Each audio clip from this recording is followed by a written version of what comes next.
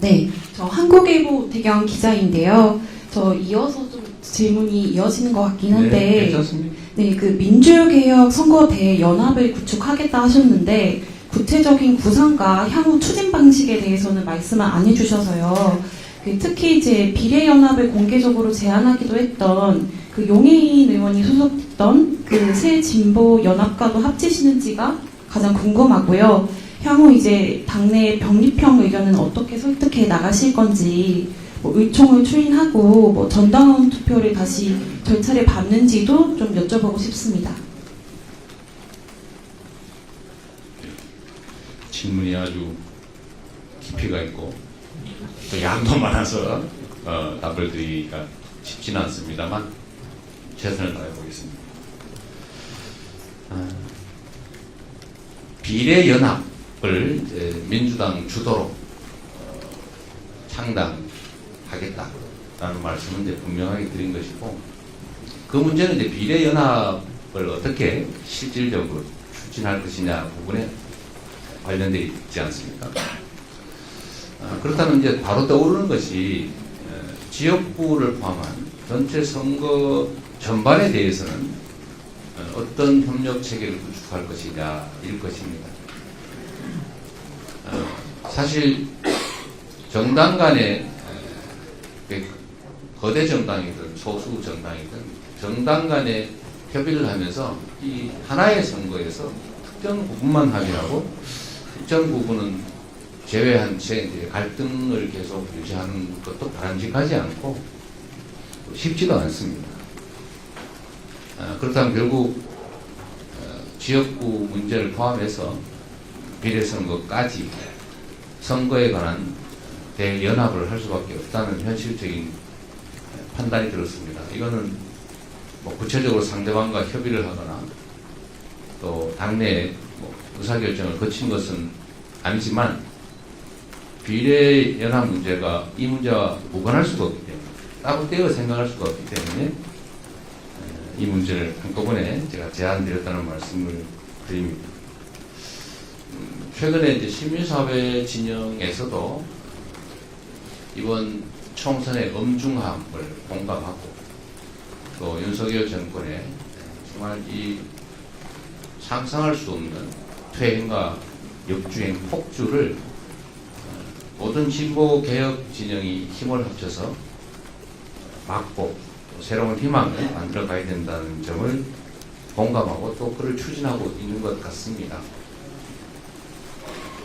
그렇기 때문에 이번 총선 전반에 걸쳐서 윤석열 정권을 심판하고자, 대한민국의 붕괴를 막고자, 우리 국민과 우리 국가의 새로운 미래를 긍정적으로 발전적으로 열어나가고자 하는 모든 세력이 힘을 함께 합쳐야 된다라고 생각하게 됐습니다.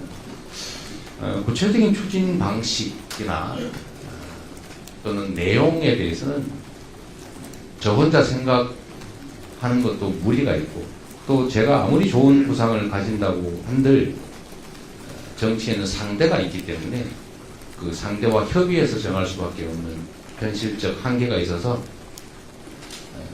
합의할 수 있는, 모두가 공감할 수 있는, 실효적으로 이번 총선을 압도적으로 승리할 수 있는 방안을 함께 만들어야 된다라고 생각합니다.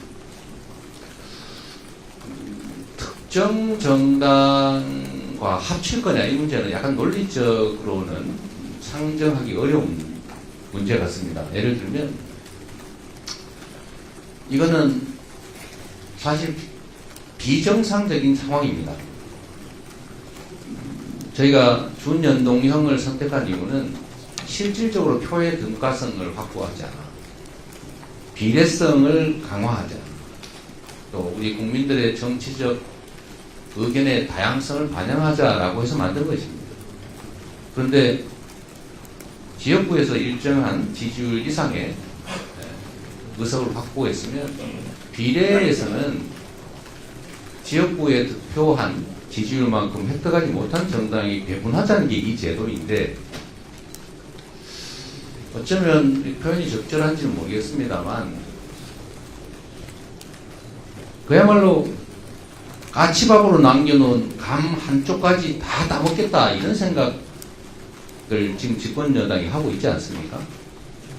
비례 정당을 만들어서 위성 정당을 만들어서 비례 의석까지도 다 가져가겠다 이런 생각을 하니까 또 실제로 그렇게 하고 있으니 막을 방법은 없고 결국은 이걸 저지하기 위해서 좀 임시적 조치, 응급 조치, 정당 방위적인 응급 대응 조치를 하자라는 취지로 저희가 일종의 임시 비례 정당을 만드는 것입니다.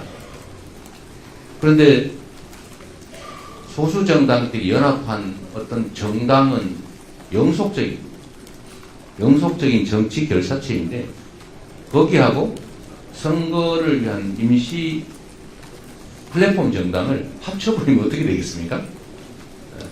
그건 할 수가 없겠죠. 각자 존재해야 됩니다.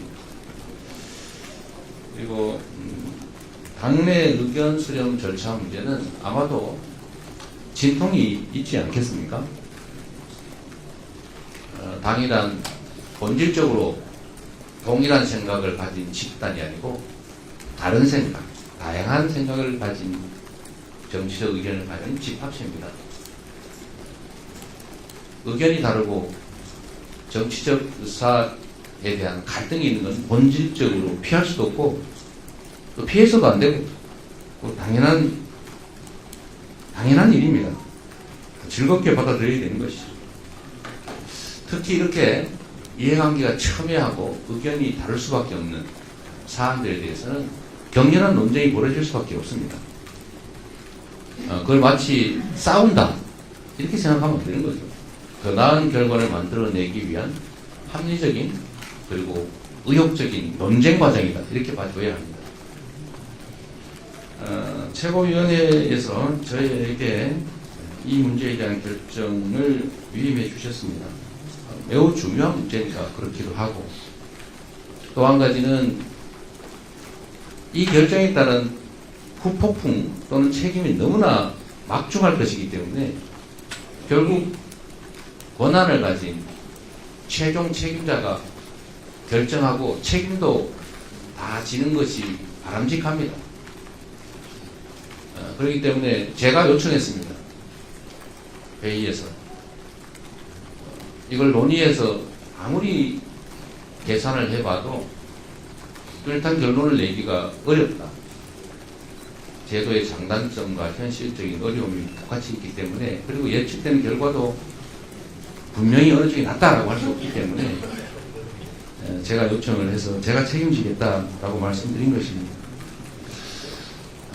당연히 의견이 다르고 또 이해관계도 크게 갈리기 때문에 제가 최고위원회에 위임받아서 결정을 했지만 그러나 당내 헌법기관의 집합체인 의원총회의 의견도 당연히 들어야 합니다. 또 이 당의 주인이라고 할 수 있는 마치 국가의 주인이 국민인 것처럼 이 당의 주인인 당원들의 의견도 수렴해야 합니다. 그러나 그것이 꼭 100% 당원 투표 뭐 이런 형식을 취할 것인지는 고려해 볼 필요가 있겠죠. 논쟁을 통해서 방향성이 정해질 수 있을 것으로 믿습니다. 충분한 당내 의견 수렴 절차를 거치고 언제나 마지막으로는 국민과 국가에게 도움이 되는가라고 하는 국민적 눈높이에 맞춰서 결정하겠습니다. 네, 원정진 기자.